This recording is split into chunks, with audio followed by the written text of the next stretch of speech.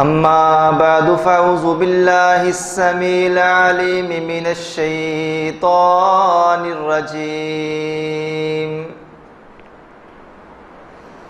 بسم الله الرحمن الرحيم.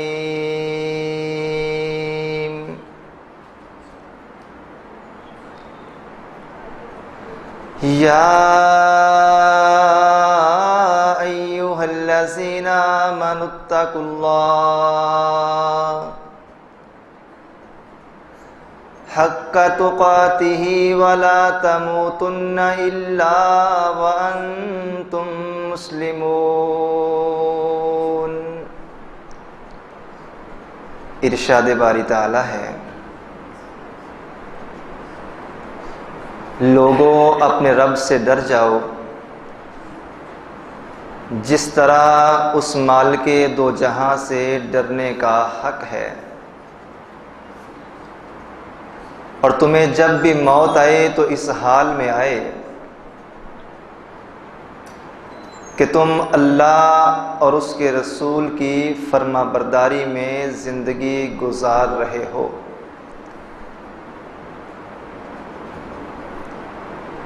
مٹا کر اپنی ہستی کو سراسر جستجو ہو جا،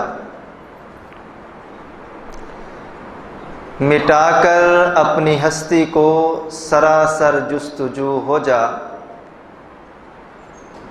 جو تو چاہے گا وہی ہوگا، جو رب چاہے وہ تو ہو جا. مقدر جن کے اونچے اور اعلیٰ بخت ہوتے ہیں، زندگی میں انہی کے امتحان بھی سخت ہوتے ہیں.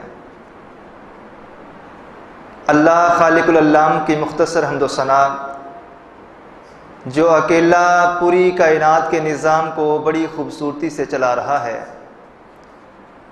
وہ مالک ہمیشہ سے ہے اور ہمیشہ رہے گا. جب اس کائنات کے اندر کچھ نہیں تھا، اللہ تب بھی موجود تھا، اور جب یہ کائنات فنا کر دی جائے گی، ملیہ میٹ کر دی جائے گی، تباہ کر دی جائے گی،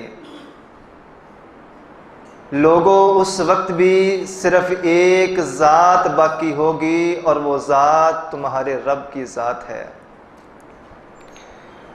وہ اللہ کل بھی زندہ تھا، وہ اللہ آج بھی زندہ ہے، اور وہ اللہ ہمیشہ زندہ رہے گا. وہ اتنا عظیم رب ہے جو ہمیں ہماری برداشت سے بڑھ کر دکھ تو نہیں دیتا،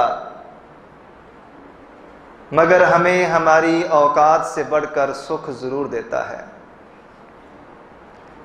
وہ اللہ جس نے کان کی ہڈی سے سنوایا، آنکھ کی پتلی سے دکھلایا، اور زبان کی بوٹی سے بلوایا. ان گنت لاتعداد بے شمار ہر قسم کے جائز درود و سلام امام الانبیاء جناب محمد الرسول اللہ صلی اللہ علیہ وآلہ وسلم کی ذات اقدس کے لیے. عزیز بھائیوں، دوستوں، بزرگوں، نوجوان ساتھیوں، قابل عزت، قابل احترام پردہ نشین میری اسلامی روحانی ماؤں بہنوں، میں نے آپ احباب کے سامنے سورہ آل عمران کی ایک آیت مبارکہ تلاوت کی ہے. آج کی ہماری گفتگو کا مرکز و محور جو شخصیت ہے، وہ اسلام کے دوسرے خلیفہ سیدنا عمر فاروق رضی اللہ تعالی عنہ ہے. ایک مسلمان ہونے کے ناطے میرا اپنا بھی یہ فرض بنتا ہے کہ میں دین اسلام کو سیکھوں، اسلام کی تاریخ کو جانوں، اور اس کے ساتھ ساتھ میرا یہ باپ ہونے کے ناطے فریضہ بھی ہے کہ میں اپنی اولاد کو بھی دین اسلام کی تاریخ بتلاؤں. آج مسلمانوں کا یہ بہت بڑا المیہ ہے کہ اسلام کو بھی بھول چکے ہیں اور اسلام کی تاریخ کو رقم کرنے والے ان روشن ستاروں کی شخصیت سے بھی ہم ناآشنا ہیں، جن کی وجہ سے ہمیں قرآن ملا، پیغمبر خیر الانام ملا، ہمیں اس بات کی پہچان ہوئی کہ ہم کون ہیں، کہاں سے آئے ہیں، کیوں آئے ہیں اور کہاں واپس چلے جاتے ہیں۔ ان پاک باز ہستیوں کا ذکر کرتے ہوئے اللہ تعالیٰ نے اپنے قرآن مجید میں فرمایا فَإِنْ آمَنُوا بِمِثْلِ مَا آمَنْتُمْ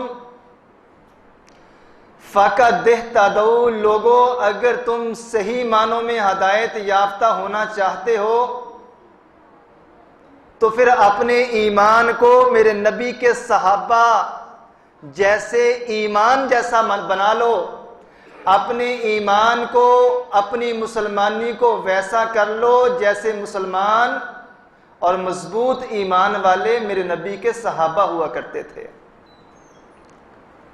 اور نبی کریم صلی اللہ علیہ وآلہ وسلم نے فرمایا تھا، لوگوں میرے بعد ابو بکر اور عمر کے طریقے کو اپنا لینا۔ رسول اللہ صلی اللہ علیہ وآلہ وسلم جب اس دنیا سے رخصت ہوئے ہیں تو 2 سال تک سیدنا ابو بکر صدیق رضی اللہ تعالی عنہ خلافت کے منصب پہ فائز رہے، اور ان کے بعد سیدنا عمر فاروق رضی اللہ تعالی عنہ 10 سال 6 ماہ 4 دن تک مسلمانوں کے امیر المومنین رہے۔ اور یہ اسلام کی وہ پاک باز 2 شخصیات ہیں جو آج بھی روضہ رسول میں کائنات کے پیغمبر محمد الرسول اللہ صلی اللہ علیہ وآلہ وسلم کے پہلو میں آرام کر رہی ہیں۔ عمر وہ ہستی ہیں جو مومنوں کی ماں سیدہ حفصہ رضی اللہ تعالی عنہا کے والد گرامی ہیں۔ عمر وہ ہستی ہیں جو رسول اللہ صلی اللہ علیہ وآلہ وسلم کے سسر ہیں۔ عمر وہ ہستی ہیں جن کے اسلام لانے پہ مسلمانوں نے پہلی بار اجتماعی طور پہ بیت اللہ کے اندر جا کے نماز ادا کی۔ عمر وہ ہستی ہیں کہ جو رائے محمد الرسول اللہ کو دیتے ہیں، اللہ عمر کی رائے کو قرآن بنا دیتا ہے۔ عمر وہ ہستی ہیں جن کے بارے نبی کریم صلی اللہ علیہ وآلہ وسلم نے فرمایا تھا کہ 1,24,000 انبیاء میں سے میں محمد آخری اللہ کا نبی ہوں۔ لو کان نبی بعدی لکان عمر، اللہ نے نبوت کے سلسلے کو مجھ محمد پہ آ کے ختم کر دیا ہے۔ اگر میرے بعد نبوت کا سلسلہ چلنا ہوتا تو میں محمد عمر کو یہ اعزاز دیتا ہوں، میرے بعد اگر کسی کو اللہ نے نبی بنانا ہوتا تو سیدنا عمر فاروق رضی اللہ تعالی عنہ کو اللہ نبی بناتے ہیں۔